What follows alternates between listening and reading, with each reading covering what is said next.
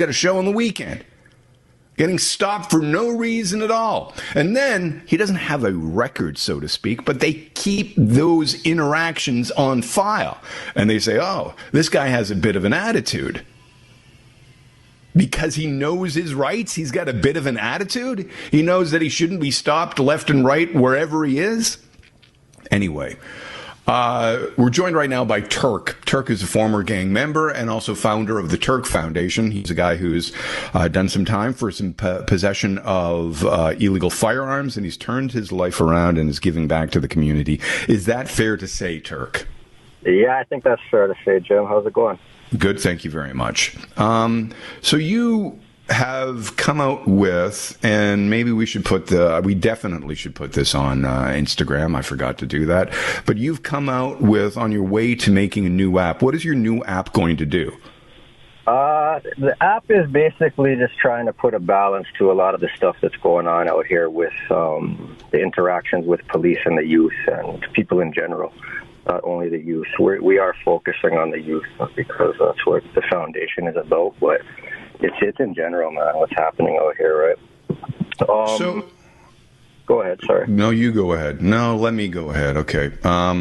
Tell people you've come out with almost like a baseball card or a business card, and on that card, it lets people know, young people, who might be intimidated by the police. And again, we're not telling people to be disrespectful. We're only telling people they should know what their rights are when somebody might try to bully them for whatever reason. And if you think that you always have to comply with the cops and you don't think there's a good reason to do that, what does your card say? So that's exactly what it is. It's just kind of showing the kids and giving people knowledge of your obligations, your requirements when you are stopped. Like, I grew up in Regent Park. The mentality there for not just me, like a lot of people growing up there, is when the police demand something, you have to do it.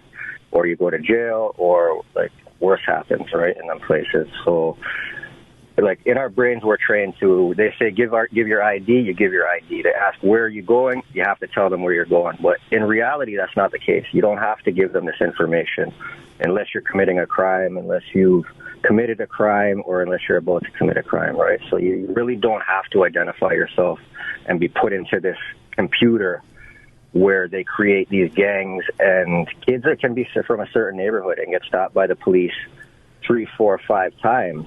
And that's a good enough reason to say that they're in a gang now, right? Yeah.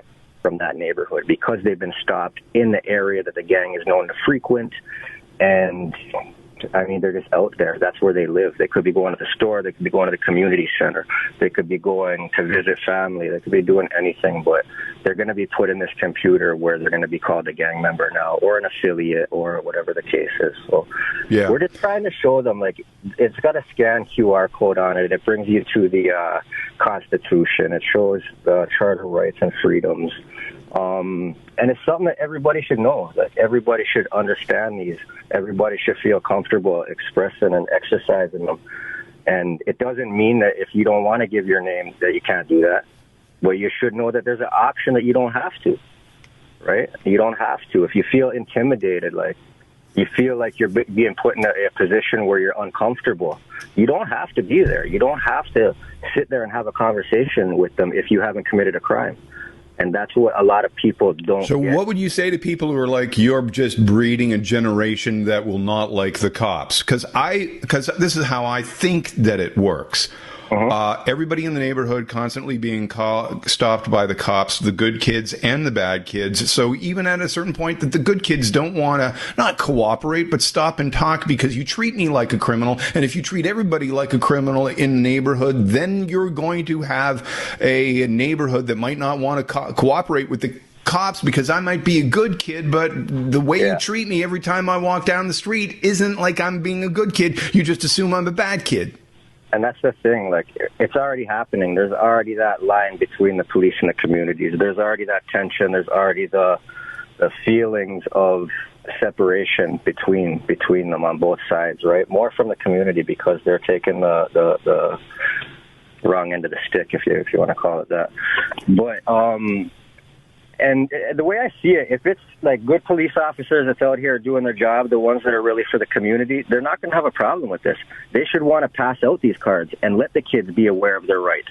In fact, let me just make a point. Everybody's like, well, they got rid of carding. No, they got rid of police officers taking advantage of people who did not know their rights. Exactly. So police now, they can stop anybody they want, but they just have to say, well, by the way, you're free to go at any time, and not just be scared by the presence of a uniform, so you think that you have to comply when you've done nothing wrong.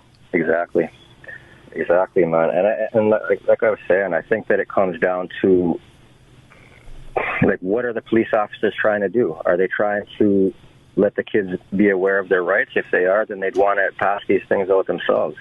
If they are the ones that are doing these illegal stops, they're not going to like it, right? They're going to look at it like it's something that's against them, but it's not against them. It's not against anybody. It's just showing these guys out here, these teenagers and the youth that's really going through in these places, man, on a daily basis. Like, I just heard you speaking about Nia Singh getting pulled over. I mean, it happens so much to so many different people to the point that it feels normal, and it's Turk. not.